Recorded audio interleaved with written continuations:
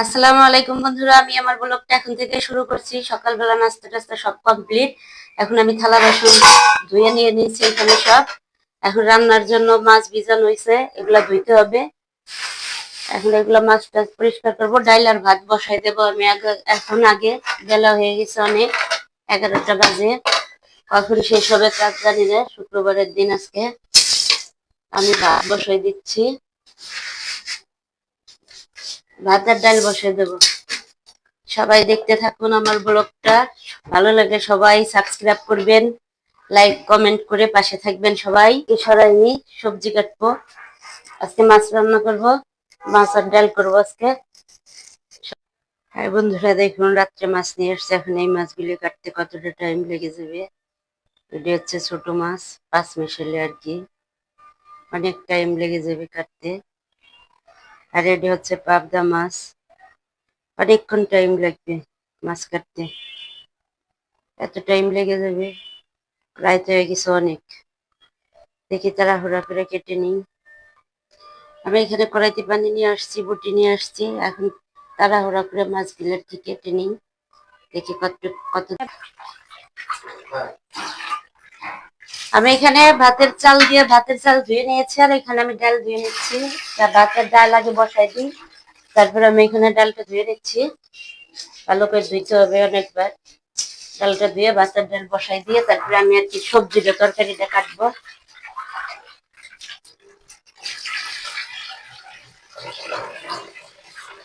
এদিকে ভাত ডাল হইতে থাকে, এদিকে সবজি কাটা হয়ে যাবে, মাছগুলো সব ধোয়া হয়ে যাবে। এখন বসাই দিই, বাতাস লাগে তো এই জন্য আর কি ঢাকুন গুলো দিয়ে রাখছি। ঢাকনা এখানে এখানে ভাত বসাই দিচ্ছি, চুলা ধরাই দেবো। রান্না হয়ে গেলে পরে অন্য কাজ করতে যাবো। সবাই দেখতে থাকুন ভিডিওটা।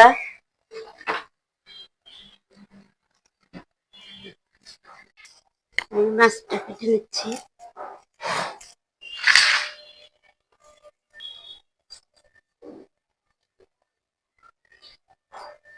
পাতটা বাস তাড়াতাড়ি কাট।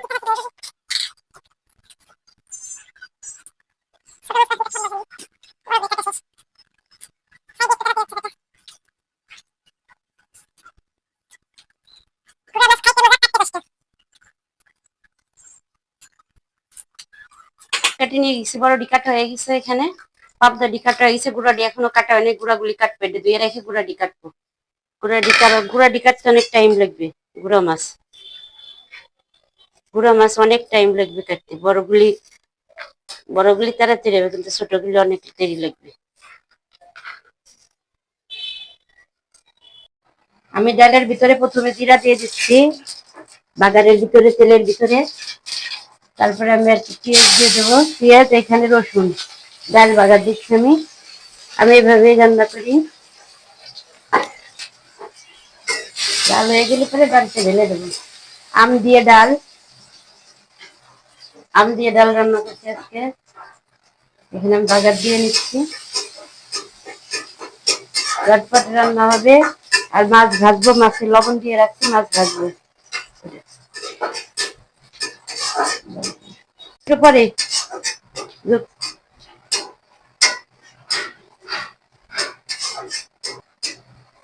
লাল হয়ে গেছে, এখন আমি ডালটা দিয়ে দিচ্ছি। ডালটা দিয়ে দেবো, টক ডাল আম দিয়ে রান্না। আর মাছের তরকারি হবে, পাবদা মাছ। আমি একটু লবণ দিয়ে দিচ্ছি।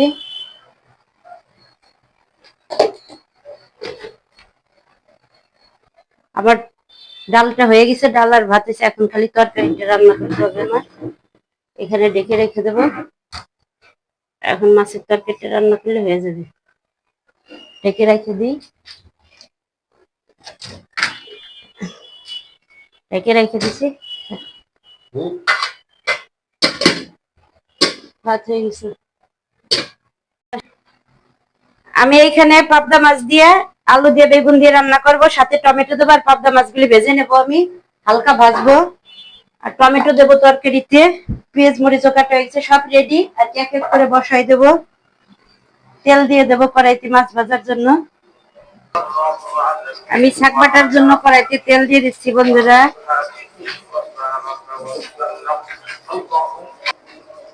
আমার তেলটা গরম হয়ে গেছে, এখানে আমি পেঁয়াজ আর রসুন দিয়ে দিচ্ছি শাক বাটার জন্য। এটা আমরা তরকারিতে দিই, আমাদের দেশে এটা দেয়।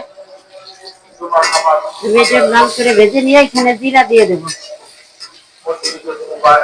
একজাস্ট ফ্যান ছেড়ে দিছি, একজাস্ট ফ্যান না ছাড়লে পরে আর কি ঘর তেল তেলে হয়ে যাবে। আমার পেঁয়াজ রসুন লাল হয়ে গেছে, আমি জিরাটা দিয়ে দিচ্ছি। জিরা দিয়ে দিলাম এটার ভিতরে। এটা এখন আমরা একটু ভেজে নামিয়ে নেব। নামিয়ে নিয়ে পেঁয়াজ বেটে রেখেছি, এটা দিয়ে দেবো তরকারিতে। লাল হয়ে গেছে, এখন এটা আমি নামিয়ে নেব। এটা শাক বাটা বলে আমাদের দেশে, এটা দিয়ে আমরা তরকারিতে। হয়ে গেছে আমার এটা আমি কড়াইতে তেল দিয়ে দিচ্ছি বন্ধুরা। এখানে তেলটা গরম হয়ে গেলে আমি পেঁয়াজ বাটাটা দিয়ে দেব। পেঁয়াজ বেটে রেখেছি, এখন পেঁয়াজ বাটাটা দিয়ে দিচ্ছি আমি। পেঁয়াজ বাটাটা দেওয়া হয়ে গেলেই আমি ধনের গুঁড়াটা দেব। 1 চামচ ধনের গুঁড়া দেব আমি তরকারির তেলের ভিতরে আর কি, পেঁয়াজ বাটার ভিতরে। ধনের গুঁড়াটা দিয়ে দিলাম। এখন ধনের গুঁড়া দেওয়ার পরে মরিচের গুঁড়া টুড়া দেওয়া হয়ে গেছে। এখন কষানো হয়ে গেলেই কাঁচা মরিচ আর তরকারি দিয়ে দেব। শাক বাটার জন্য আমি পাটার উপরে নিয়ে নিছি শাক বাটাটা বেটে নেব আমি। তরকারিটা কষায় শাক বাটাটা বাটবো আমি। ওটা কাঁচামরিচ দিচ্ছি আমি, ওটা কাঁচামরিচ দেবো তরকারিতে, যেহেতু আমরা একটু ঝাল খাই এই কারণে আর কি। 5-6টা দিয়ে দেবো তো তরকারিতে আর কি, দিয়ে দিলাম মশলার ভিতরে। এখন তরকারিটা দিয়ে দেব। তরকারিটা নেড়ে চেড়ে রেখে দেব কষানো হওয়া পর্যন্ত। কষানো হয়ে গেলে পানি দিয়ে দেব। আমি এখানে টমেটো দিয়ে দিচ্ছি, বলক এসে গেছে তরকারিতে। টমেটো দিয়ে একটু নেড়ে চেড়ে দেবো, ফুটিয়ে নেব একটু। তারপরে শাক বাটাটা দিয়ে দেব। ভালো থাকবেন। শাক বাটা দিয়ে মাছ দিয়ে দেব তরকারি হওয়ার দিকে।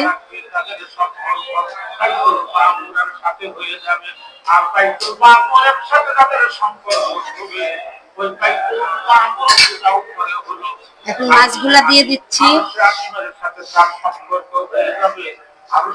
মাছগুলা ভেজে নিয়েছি, পাবদা মাছ।